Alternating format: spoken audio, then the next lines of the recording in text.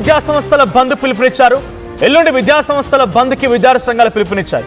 ASF, SFI, PDSU ఆధ్వర్యంలో ఈ బంద్ కొనసాగబోతోంది. అయితే నీట్ పేపర్ లీక్ దోషులను వెంటనే శిక్షించాలని కేంద్ర విద్యాశాఖ మంత్రి ధర్మేంద్ర ప్రధాన్ రాజీనామా చేయాలని డిమాండ్తో ఈ బంద్ కొనసాగబోతోంది. అయితే బంద్కి అన్ని విద్యా సంస్థలు సహకరించాలని కూడా ఆ విద్యార్థి సంఘాలు కోరుతున్న విద్యా సంస్థలు తప్పనిసరిగా ఈ బంద్లో పార్టిసిపేట్ చేయాలని వాళ్ళు రిక్వెస్ట్ చేస్తున్నారు. విద్యార్థులు శాంతియుతంగా బంద్లో పాల్గొని వినతి ఇచ్చారు. దేశవ్యాప్తంగా నీట్ పేపర్ లీకేజ్ వ్యవహారం దుమారం లేపుతోంది. కేంద్ర ప్రభుత్వానికి వ్యతిరేకంగా భారీ ఎత్తున ఆందోళనలు కొనసాగుతూ ఉన్నాయి. ఢిల్లీలోని జంతర్ మంతర్ దగ్గర ఎటువంటి ఉద్రిక్తత వాతావరణం నెలకొందో చూసాం. సో ఢిల్లీ నుంచి గల్లీ వరకు కూడా ఈ నిరసనలు కొనసాగుతున్నాయి. దేశవ్యాప్తంగా ఎవరికి వాళ్ళు ఈ రకమైనటువంటి పేపర్ లీకేజ్ జరగకూడదన్నట్టుగా ఆందోళన రేకెత్తిస్తున్నారు. సో ప్రజెంట్ ఇది దేశవ్యాప్తంగా ఒక రకంగా చెప్పాలంటే ఒక హైటెన్షన్ వాతావరణాన్ని క్రియేట్ చేసింది. ఎక్కడికక్కడ ఈ బంద్కి సహకరించే వాళ్ళే ఉన్నారు.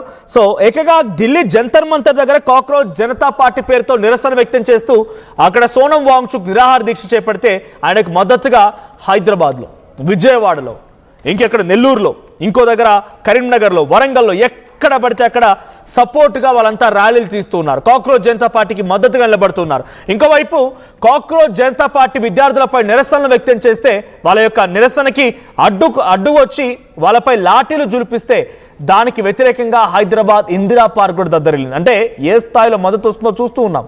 సో నీట్ పేపర్ లీకేజ్ జరిగినటువంటి సుమారుగా నెల రోజులకు పైబడి అవుతున్నా ఇప్పటివరకు no response from the government. ప్రధాని నుంచి కానీ, ధర్మేంద్ర ప్రధాన్ నుంచి కానీ, ఇంకోవైపు అమిత్ షా నుంచి కానీ, ఎవరి వైపు నుంచి కూడా కనీసం మినిమం కన్సర్న్గా చనిపోయినటువంటి విద్యార్థుల కోసం కూడా ఎవరు మాట్లాడిన దాఖలాలు కూడా లేవు. సో సిజేపీ పార్టీ దానికోసం ప్రొటెస్ట్ చేస్తోంది. సో ధర్మేంద్ర ప్రధాన్ రాజీనామా చేయాలి, నీటి దోషులను శిక్షించాలి, ఇంకోసారి నీటికి సంబంధించి ఈ రకంగా జరగకుండా ప్రక్షాళన చేయాల్సిన అవసరం కూడా ఉందన్నట్టుగా భావించి విద్యార్థి సంఘాలు ఏఎస్ఎఫ్, ఎస్ఎఫ్ఐ, పీడీఎస్యూ బంద్ పిలుపునిచ్చాయి. ఎల్లుండి దేశవ్యాప్తంగా ఈ విద్యార్థి సంఘాల బంద్ పిలుపుతో ప్రశాంతమైనటువంటి వాతావరణంలో ఈ బంద్ కొనసాగుతుందా, లేదు దానికి వ్యతిరేక వర్గమైనటువంటి ఎన్డీఏ కూటమి ప్రభుత్వం ఆ విద్యార్థి సంఘాలు కానీ ప్రభుత్వాలు కానీ బంద్కు సహకరిస్తాయా, లేదు పోలీసులు సిజేపీ పార్టీలు జరిగినటువంటి ఉద్రిక్తత పరిస్థితుల మాదిరిగానే లాఠీ చార్జీలు చేసే ప్రయత్నం ఇక్కడ కూడా చేస్తారనే చూడాలి.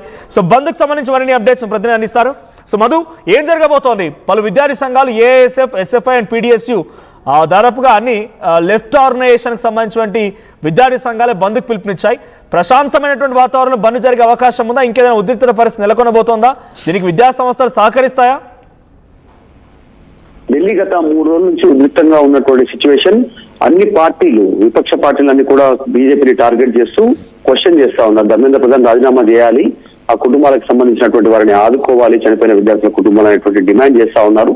ఈ రోజు హైదరాబాద్ లో కూడా దీనికి సంబంధించి లోక్ భవన్ దగ్గరికి కాంగ్రెస్ పార్టీకి సంబంధించిన నాయకులు ర్యాలీ రూపంలో వెళ్లారు, నిరసన వ్యక్తం చేశారు, అరెస్ట్ అయ్యారు. తర్వాత బీజేపీ, కాంగ్రెస్ బాహాబాహి కొనసాగింది. తర్వాత ఇప్పుడు విద్యార్థి సంఘాలని కూడా దీంట్లో యాక్టివ్ గా పార్టిసిపేట్ చేయడానికి ఏఎస్ఎఫ్, ఎస్ఎఫ్ఐ, పీడీఎస్ ఆధ్వర్యంలో బంద్కు పిలుపునిచ్చారు. మనం చూసాం ఈ నెలలోనే దాదాపు 2 బంద్లకు పిలుపునిచ్చారు కాలేజీలు, స్కూల్స్ సంబంధించి. మళ్ళీ ఇప్పుడు నీట్ పరీక్ష పేపర్ కి సంబంధించినటువంటి విషయంలో ఈ డిమాండ్స్ తో కేంద్ర మంత్రి ధర్మేంద్ర ప్రధాన్ రాజీనామా చేయాలి అనేటువంటి ఒక డిమాండ్ ని తెరపైకి వేస్తూ మళ్ళీ రాష్ట్ర వ్యాప్తంగా అన్ని విద్యా సంస్థలకు బంధులు ఇచ్చారు. స్కూల్స్, కాలేజీలు అన్ని రకాలు అన్ని బంద్ పెట్టాలి అనేటువంటిది. సో దాదాపు పీస్ఫుల్ గా కొనసాగేటువంటి అవకాశం ఉంది. బంద్ యథావిధంగా అన్ని విద్యా సంస్థలు పాటిస్తే, లేదంటే మాత్రం ఉద్రిక్తంగా మారే అవకాశం ఉండొచ్చు. ఓపెన్ ఉన్నటువంటి ఇన్స్టిట్యూషన్స్ పైన వీళ్ళు నిరసన వ్యక్తం చేసే అవకాశం ఉండొచ్చు, వాళ్ళపైన అటాక్ చేసే సిచ్యువేషన్ మనం చూసాం. ఈ బంద్కు సహకరించకుండా ఓపెన్ అయినటువంటి విద్యా సంస్థల పైన గతంలో దాడులు చేసిన సంస్కృతి గతంలో ఉమ్మడి ఆంధ్రప్రదేశ్ కూడా మనం చూసాం. సో కేంద్ర ప్రభుత్వంకి వ్యతిరేకంగా మరి ఈ రోజు ఇచ్చినటువంటి ఏఎస్ఎఫ్, ఎస్ఎఫ్ఐ, పీడీఎస్ కి సంబంధించిన దాంట్లో దీనికి ఏబీవీపీ కానీ, బీజేవైఎం కానీ వీళ్ళ నుంచి ఎట్లాంటి కౌంటర్ ఉంటుంది అనేటువంటిది చర్చ కొనసాగుతుంది. ఇంకా ఎన్ఎస్ఐ ఉంది, ఇంకా చాలా విద్యార్థి సంఘాలు ఉన్నాయి వివిధ రూపంలో. వీరి బంద్కు వారు కూడా సహకరిస్తారా, లేదంటే వాళ్ళు మరొక రోజు బంద్కు పిలుపునిస్తారా, ఎస్ఎఫ్ఐ కానీ వీళ్ళు కానీ అనేటువంటిది చర్చ ఉంది. మరి ఏబీవీపీ దీని విషయంలో ఎట్లా కౌంటర్ ఇస్తుంది అటువంటి చర్చ కూడా ఉంది. ఈ రోజు జరిగినటువంటి ఉద్రిక్త పరిస్థితుల నేపథ్యంలో రాళ్లు, కట్టెలతో అటాక్ చేస్తున్నారు. అందులో ఒక జర్నలిస్ట్ కి చాలా గాయమైనటువంటి వీడియోస్ మనం చూసాం. సో చాలా జరుగుతా ఉంది, ఉద్రిక్తంగా మారుతున్నటువంటి పరిస్థితి. ఈ నేపథ్యంలో తెలంగాణలో ఎట్లాంటి సిచ్యువేషన్ ఉంటుంది విద్యా సంస్థల బంద్ విషయంలో అనేటువంటిది కాస్త ఎల్లుండికి సంబంధించిన విషయంలో ఒక క్లారిటీ రానుంది. ఏబీవీపీ ఎస్ఎఫ్ఐ కూడా దీని మీద రెస్పాండ్ అయ్యేటువంటి సిచ్యువేషన్ కనిపిస్తా ఉంది. Thank you. సో మొత్తంగా పీడిఎస్యు, ఎస్ఎఫ్ఐ, ఏఎస్ఎఫ్ 3 విద్యార్థి సంఘాలు బంద్ పిలుపునిచ్చాయి. నీట్ పేపర్ లీకేజ్ ఇష్యూలో ఆ తర్వాత ధర్మేంద్ర ప్రధాన్ రాజీనామా చేయాలని, నీట్ పేపర్ లీక్ దోషులను కఠినంగా శిక్షించాలని చెప్పి ఎల్లుండి దేశవ్యాప్తంగా విద్యా సంస్థలు దీంట్లో పార్టిసిపేట్ చేయాలంటే బంద్ పిలుపునిచ్చారు. మరి దీనికి అటు అధికార పార్టీకి సంబంధించినటువంటి ఏబీవీపీ కానీ లేకుంటే ప్రతిపక్షాలు ఉన్నటువంటి ఎన్ఎస్యుఐ కానీ ఎలా రియాక్ట్ అవుతాయి? సో బంద్కు సహకరించేది ఎవరు, బంద్ని వ్యతిరేకించేది ఎవరు? పోలీసులు ఈ బంద్ని ఎలా చూస్తారు? ప్రభుత్వాలు ఈ బంద్ని ఏ రకంగా ప్రశాంతతమైనటువంటి వాతావరణం నడవనిస్తాయి? చూడాల్సిన అవసరం అయితే ఉంది. సో నిజంగా మీ అభిప్రాయం ఏంటి? నీట్ పేపర్ లీక్ దోషులను ఇప్పటివరకు శిక్షించకపోవడం కానీ, ధర్మేంద్ర ప్రధాన్ రాజీనామా చేయాలనే డిమాండ్ ఇప్పటివరకు ఎటువంటి పరిస్థితుల్లో రెస్పాండ్ అవ్వకపోవడం కానీ, అసలు నీట్ పేపర్ లీకేజ్ జరగలేదన్నట్టుగా ప్రభుత్వం వ్యవహరిస్తున్న తీరును మీరు ఎలా చూస్తారు? మీ అభిప్రాయాన్ని కామెంట్ చేయండి.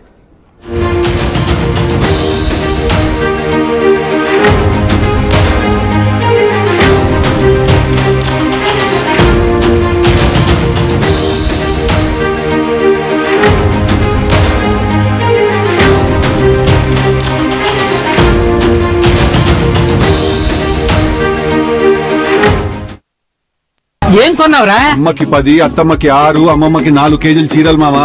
అబ్బో, ఇక్కడ కేజీ చీరలు కొంటే అర కేజీ చీరలు ఫ్రీ అంట.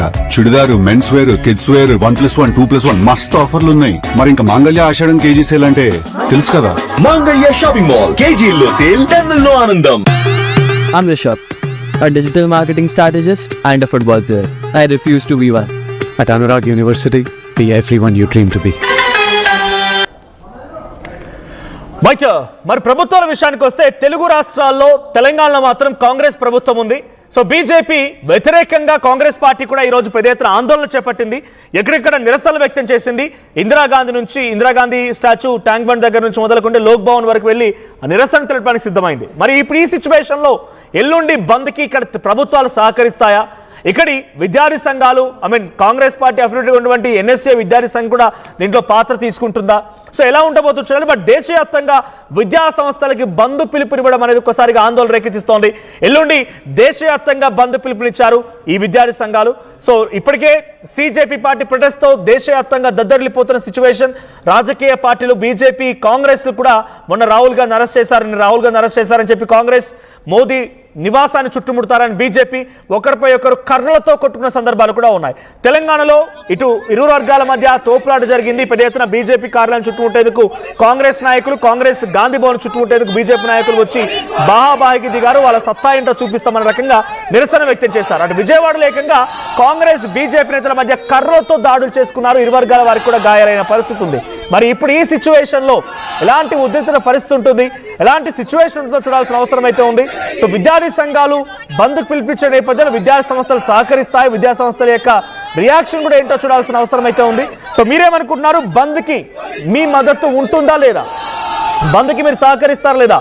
మీ అభిప్రాయం ఏంటో కామెంట్ చేయండి. At the same time CJP, cockroach Janata party తీసుకున్నటువంటి నిరసన నేపథ్యంలో ఎటువంటి అభిప్రాయంతో మీరున్నారో కూడా కామెంట్ చేయండి. ఒకసారి మీ కామెంట్స్ కూడా నేను చదివే ప్రయత్నం చేస్తాను. సో యాజ్ ఆఫ్ నౌ బంద్కి పిలుపునిచ్చిన నేపథ్యంలో అటు కేంద్ర ప్రభుత్వం కూడా అలర్ట్ అయింది. ఇప్పటివరకు కేవలం